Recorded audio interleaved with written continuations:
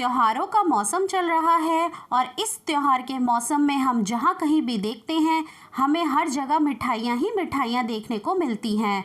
जब भी हम इस तरीके से मिठाइयाँ देखते हैं इनको खाने की क्रेविंग हमारी बढ़ती ही जाती है और मिठाई खाए हुए बिना हम लोग रुक भी नहीं पाते हैं। तो क्यों ना इस दिवाली हम ये गजब सी मिठाई ही घर पर बनाएं, खुद भी खाएं और अपने मेहमानों को भी खिलाएं, क्योंकि ये खाने में तो गजब का टेस्ट देती ही है, साथ ही साथ ये हमारे हेल्थ के लिए भी बहुत ज़्यादा बेनिफिशियल है।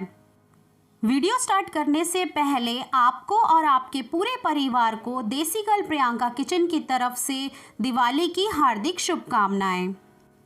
आज हम इस वीडियो में एक ही मिक्सचर से दो तरह की मिठाई बनाएंगे, जो कि है लौकी की बर्फ़ी और लौकी के लड्डू। आप सभी से रिक्वेस्ट है वीडियो को पूरा देखिएगा, तभी आपको समझ आएगा कि ये दो तरह से मिठाई किस तरीके से बनाई जाती है। तो चलिए वीडियो स्टार्ट करते हैं।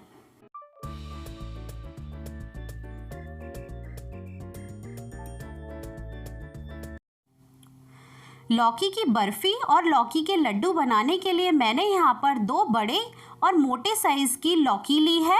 लौकी को दूधी भी कहा जाता है। ये वेट में लगभग 1 किलो से थोड़ा सा ऊपर है। लौकी से किसी भी तरीके की मिठाई बनाने के लिए हमेशा बड़ी और मोटी साइज़ की ही लौकी लेनी चाहिए, क्योंकि जब भी हम इसे आगे घिसेंगे तो उसमें जो क्वांटिटी निकलेगी वो ज़्यादा निकलेगी। यहाँ पर मैंने दोनों लौकियों को अच्छी तरीके से धो लेने के बाद इसके जो कॉर्नर के पार्ट्स हैं उनको कट कर दिया है। कॉर्नर्स कट करने के बाद आप यहाँ पर किसी भी तरीके के पीलर से आप इसके बाहरी सतह को इस तरीके से अच्छी तरीके से पील करें। ये प्रोसेस करना बहुत ज़्यादा ज़रूरी होता है। अगर आपकी लौकी में से ये जो पार्ट है वो मोटा निकलता है तो आप इस चीज़ को 2 बार कर लीजिए। ज़रूरी नहीं है आपको ये प्रोसेस करने के लिए इस तरह के पीलर का भी ज़रूरत पड़ेगी। आप चाहें तो ये प्रोसेस अपने चाकू की मदद से भी कर सकते हैं, बट मुझे पीलर बहुत कंफर्टेबल लगता है, इसलिए मैं इस प्रोसेस को पीलर की मदद से ही कर रही हूँ। इस प्रोसेस को करने के बाद आप यहाँ पर एक बार चाकू की मदद से छोटा सा पार्ट निकाल करके टेस्ट करके देखिए। आपकी जो लौकी है वो खाने में मीठी होनी चाहिए। अगर ये लौकी जो है वो मीठी नहीं हुई तो आपकी जो मिठाई है वो खाने में अच्छी नहीं होगी, और अगर ये लौकी मीठी हुई तो आपकी मिठाई गजब की बनेगी। यहाँ पर मैं चाकू की मदद से आपको कट करके दिखा रही हूँ कि कौन सा पार्ट हमें मिठाई बनाने के लिए चाहिए और कौन सा पार्ट हमें मिठाई बनाने के लिए नहीं चाहिए। मिठाई बनाने के लिए हमें इसमें से सिर्फ ग्रीन वाला पार्ट ही चाहिए। इसके अंदर जो बीज वाला पार्ट होता है उसे हमें चाकू की मदद से अलग निकाल के रख लेना है। ऐसे अगर आप इस लौकी में से बीज निकालने बैठेंगे तो बहुत ज़्यादा टाइम लग जाएगा, लेकिन जिस तरीके से मैं आपको दिखा रही हूँ इस तरीके से आप सेकंड्स में इसके बीज निकाल करके अलग रख देंगे। मिठाई बनाने के लिए हमें इन बीजों की ज़रूरत नहीं होती है। आप चाहें तो इन बीजों की अलग से सब्ज़ी बना सकते हैं। लौकी का जितना भी पार्ट हमने अभी निकाला है, अब हम इस ग्रेटर की मदद से अच्छी तरीके से ग्रेट करेंगे। आप चाहें तो किसी भी ग्रेटर का यूज़ कर सकते हैं। तो चलिए लौकी घिसना शुरू करते हैं। लौकी घिसते टाइम अगर इसमें बीज आ जाएं तो आप उन बीजों को अलग निकाल के रख दें, वरना आपकी मिठाई में कड़वाहट भी आ सकती है।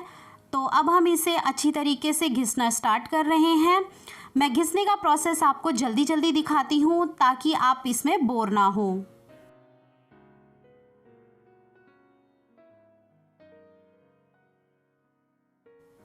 आप बिल्कुल सेफ्टी के साथ इस लौकी को घिसें, अपने हाथों का भी बहुत अच्छे से ध्यान रखें। तो यहाँ पर मैंने लौकी को सारा घिस लिया है। इतना मिक्सचर हमें मिला है जिससे हम लौकी के लड्डू और बर्फ़ी बनाएंगे। तो चलिए गैस के पास चलते हैं।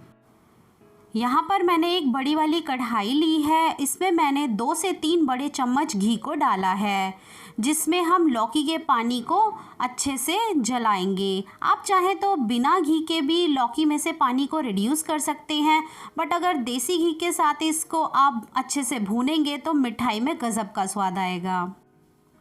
मिठाइयों में तो देसी घी ही चलता है। यहाँ पर हमने जो जितनी भी ये सारी की सारी लौकी को हमने घिसा था, इसे मैं इस कढ़ाई में ट्रांसफ़र कर दूँगी।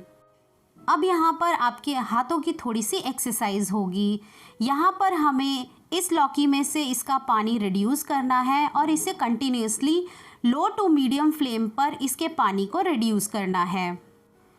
इस मिठाई को बनाने के लिए हम सारा प्रोसेस मीडियम फ्लेम पर ही करेंगे। हमें इसे कंटिन्यूसली चलाते रहना है क्योंकि लौकी में बहुत ज़्यादा पानी होता है, इसका मॉइस्चर हमें रिड्यूस करना है। अब मैं यहाँ पर गैस के फ्लेम को लो कर दूंगी और इस कढ़ाई को दूसरी गैस पर ट्रांसफ़र कर दूंगी। इसके बाद हम यहाँ पर दूध को उबालेंगे। दूध में मैंने यहाँ पर फुल क्रीम दूध लिया है, आप चाहें तो टोन भी ले सकते हैं, बट मैं प्रेफर करूँगी आप फुल क्रीम दूध ही लें। पतीला हमने गैस पर चढ़ा दिया है। उसके बाद हम दूध के पैकेट के कॉर्नर को कट करने के बाद इस दूध को पतीले में डालने के बाद इस दूध को उबाल लेंगे। दूध में अच्छा सा बॉईल आ गया है। उसके बाद अब हम यहाँ पर गैस के फ्लेम को बंद करेंगे और इस दूध को थोड़ा ठंडा होने के लिए रख देंगे। इसके बाद मैंने यहाँ पर एक पैन लिया है और उसमें 2 से 3 चम्मच यहाँ पर मैंने घी को डाला है। इस घी में मैं सारे के सारे ड्राई फ्रूट्स को हल्का सा फ्राई करूँगी। ड्राई फ्रूट्स आप अपने मनपसंद के हिसाब से भी ले सकते हैं। मैंने यहाँ पर थोड़े से बादाम के कतरन लिए हैं और उनको फ्राई किया है। बादाम के बाद मैं यहाँ पर थोड़े से काजू ले रही हूँ, इन्हें भी मैंने छोटे छोटे टुकड़ों में काट लिया था। उसके बाद हम इन्हें घी में फ्राई करेंगे। ड्राई फ्रूट्स को आप घी में फ्राई करेंगे तो उसमें जो टेस्ट है वो बढ़कर आता है। काजू के बाद मैं यहाँ पर थोड़ी सी चिरौंजी भी ले रही हूँ, इसे भी मैं घी में हल्का सा फ्राई कर लूँगी। आप चाहें तो किसी और ड्राई फ्रूट को भी इसमें डाल सकते हैं, ये यहाँ पर टोटली ऑप्शनल है। चिरौंजी मुझे ज़्यादा पसंद है इसलिए मैं इसमें डाल रही हूँ। ड्राई फ्रूट्स के बाद अब हम वापस अपनी लौकी पर आते हैं। काफ़ी हद तक इसमें से पानी रिड्यूस हो चुका है। अब हम इसे 3 से 4 मिनट के लिए ढक्कन लगा के लो फ्लेम पर इस लौकी को सॉफ्ट होने के लिए छोड़ देंगे। 3 से 4 मिनट हो गए हैं। अब हमारी लौकी में से काफ़ी हद तक पानी रिड्यूस हो चुका है और हमारी लौकी काफ़ी हद तक सॉफ्ट होना स्टार्ट हो चुकी है। अब बारी आती है इसमें दूध डालने की। ये बड़ा वाला कप भर के ही हमें इसमें दूध डालना है। ये कॉफ़ी मग है। अब हमें अपनी लौकी को इस दूध के साथ मीडियम फ्लेम पर अच्छी तरीके से पकाना है और इसे कंटिन्यूसली चलाते रहना है। यहाँ पर हम किसी भी तरीके का मावा यूज़ नहीं कर रहे हैं। दूध डालने के बाद हमने जिस पतीले में दूध को उबाला था, बचे हुए दूध के ऊपर एक मोटी मलाई आ गई है। उसी मलाई को हम इस मिक्सचर में डाल देंगे। दूध और मलाई डालने के बाद हमें इस मिक्सचर को अच्छी तरीके से मीडियम फ्लेम पर चलाते रहना है। कुछ देर तक चलाने के बाद आप यहाँ देखेंगे कि इस मिक्सचर में एक दानेदार टेक्सचर आ गया है, लेकिन हमने तो यहाँ मावा डाला ही नहीं है। ये कमाल है दूध और मलाई का, जो कि आपको मावे का ही टेस्ट देंगे। मैं यहाँ पर इसे कुछ देर के लिए ढक्कन लगा करके मीडियम फ्लेम पर पका रही हूँ। अब इस मिक्सचर में जो दूध की क्वांटिटी है वो काफ़ी हद तक रिड्यूस हो चुकी है। अब बारी आती है इसमें चीनी डालने की। मैं यहाँ पर 1 कटोरी चीनी इसमें डाल रही हूँ। मीठा आप अपने हिसाब से कम ज़्यादा भी कर सकते हैं। 1 किलो से ऊपर लौकी में आपको 1 कटोरी चीनी लगेगी ही लगेगी। जैसे ही आप इस मिक्सचर में चीनी डालेंगे, आपका जो मिक्सचर है वो लिक्विड फॉर्म ले लेगा। अगेन आपको इसे 5 से 7 मिनट के लिए इसे इसी तरीके से चलाते रहें। ये जो लिक्विड फॉर्म है ये धीरे धीरे रिड्यूस होना स्टार्ट हो जाएगा। 5 से 7 मिनट चलाने के बाद यहाँ पर आप देखेंगे जो आपका चीनी का पानी है इसमें से काफ़ी हद तक रिड्यूस होना स्टार्ट हो जाएगा। इसके बाद मैं यहाँ पर आधा कटोरी ग्रेटेड कोकोनट लूँगी, जिसे नारियल का बुरादा भी कहा जाता है। इसे मैंने पहले ही ग्रेट करके रख लिया था। ये यहाँ पर टोटली ऑप्शनल है, लेकिन मैं तो ये कहूँगी आप इसमें ज़रूर इसे डालें, इससे इसका जो टेस्ट है वो बहुत बढ़िया आता है। नारियल का बुरादा डालने के बाद आप देखेंगे कि लौकी के मिक्सचर में जितना भी मॉइस्चर था वो नारियल के बुरादे ने सोक कर लिया है। इसके बाद मैं इस मिठाई की और रिचनेस बढ़ाने के लिए यहाँ पर मैंने आधा कटोरी मिल्क पाउडर को ऐड किया है। ये इसके जो स्वाद को बहुत ही ज़्यादा एनहांस करेगा।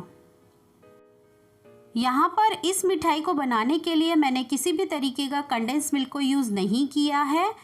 उसकी जगह पर मैंने यहाँ पर नेस्ले का एवरीडे पैक यूज़ किया है।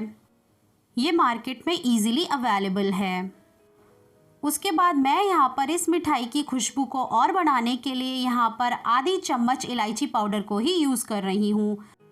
इलायची पाउडर मिक्स करने के बाद हम यहाँ पर जितना भी हमने ड्राई फ्रूट्स को घी में फ्राई करा था, सारे के सारे ड्राई फ्रूट्स को अब हम इस मिक्सचर में डाल देंगे और एक बढ़िया सा मिक्स देंगे।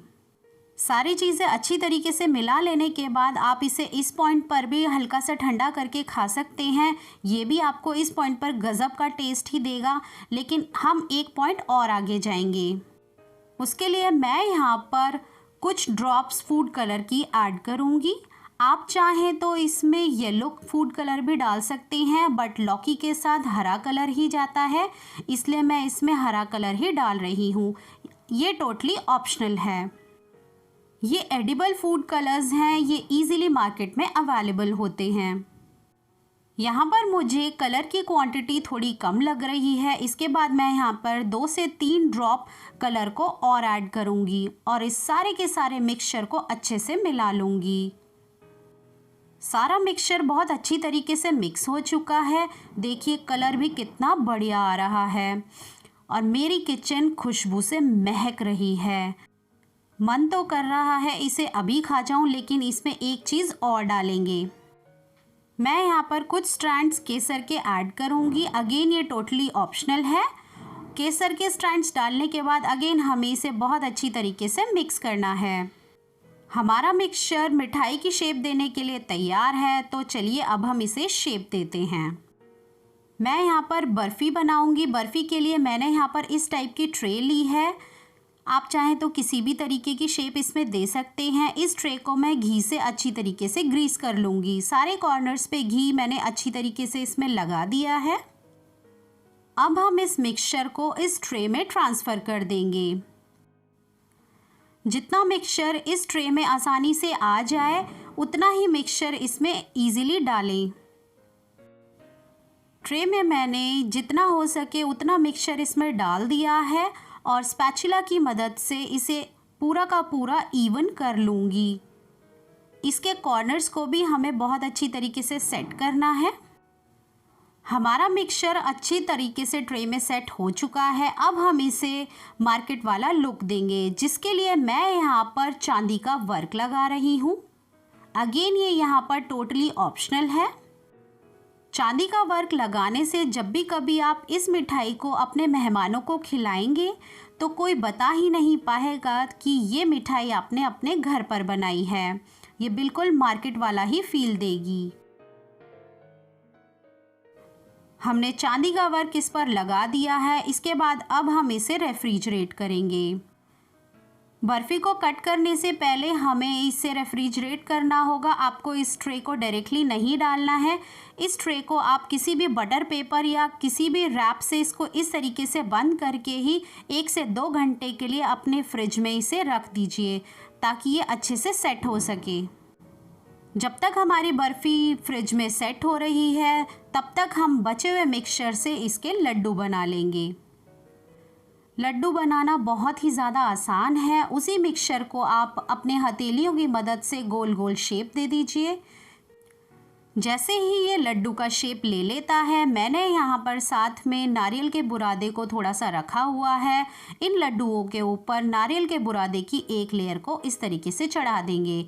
यहाँ पर हमारा एक लड्डू बनकर तैयार है। इसी तरीके से हम सारे के सारे लड्डुओं को बना लेंगे। हमने जो मिक्सचर को सेट होने के लिए रखा था, 2 घंटे हो चुके हैं और हमारा मिक्सचर बहुत अच्छी तरीके से सेट हो चुका है। अब बारी आती है इसकी कटिंग करने की। बर्फ़ी के पीसेस को आप अपने मन पसंद के हिसाब से भी कट कर सकते हैं, या जैसे मैं कट कर रही हूँ आप वैसे भी कर सकते हैं। यहाँ तक आपको मेरी वीडियो अच्छी लगी हो तो इस वीडियो को आप लाइक कर सकते हैं, शेयर कर सकते हैं, मेरे चैनल को सब्सक्राइब कर सकते हैं और सब्सक्राइब करते टाइम नोटिफिकेशन बेल को ऑन करना ना भूलें। आप हमारा फेसबुक पेज देसी गर्ल प्रियंका किचन को भी फॉलो कर सकते हैं और हमें इंस्टाग्राम पर भी फॉलो कर सकते हैं। इस मिठाई को जब भी आप अपने घर पे बना करके अपने मेहमानों को खिलाएंगे तो गारंटीड आपको कॉम्प्लीमेंट ज़रूर आएगा और आप मुझे नीचे कमेंट सेक्शन में ज़रूर बताइएगा। हमारी लौकी की बर्फ़ी तैयार है। लग रही है ना देखने में जैसे हमने ये बाज़ार से ख़रीदी हो, लेकिन ये स्वाद में बहुत ही ज़्यादा गज़ब की है और हेल्थ के लिए तो बहुत अच्छी है। कितनी बढ़िया गज़ब की बर्फ़ी बनकर तैयार हुई है। मैं इसका टेक्सचर आपको दिखा ही रही हूँ। इतनी लच्छेदार ये बर्फ़ी बनकर तैयार हो रही है, मेरे मुंह में तो बहुत ज़्यादा पानी आ रहा है। बर्फ़ी आपको दिखाई है तो चलिए लड्डू भी आपको दिखाते हैं। ये सुपर सॉफ्ट लच्छेदार लड्डू भी बहुत ही ज़्यादा गज़ब के बने हैं। आप अगर चाहें तो किसी और शेप में भी इन्हें बना सकते हैं। मैं तो चली इस लच्छेदार बर्फ़ी और लड्डू को खाने। तो बताएं इस दिवाली कैसी लगी है मेरी रेसिपी। अगर ये वीडियो आपको अच्छी लगी हो तो इस वीडियो को आप लाइक कर सकते हैं, शेयर कर सकते हैं, मेरे चैनल को सब्सक्राइब कर सकते हैं और सब्सक्राइब करते टाइम नोटिफिकेशन बेल को ऑन करना ना भूलें। आप हमें फेसबुक और इंस्टाग्राम पर भी फॉलो कर सकते हैं। जब भी कभी मेरे प्यारे व्यूअर्स इस रेसिपी को इस फेस्टिवल के सीज़न में बनाएंगे तो अपना एक्सपीरियंस मुझे नीचे कमेंट सेक्शन में देना ना भूलें। मैं आपके प्यारे प्यारे से कमेंट्स का वेट कर रही हूँ। तो मिलते हैं एक नई रेसिपी के साथ, तब तक के लिए बाय बाय।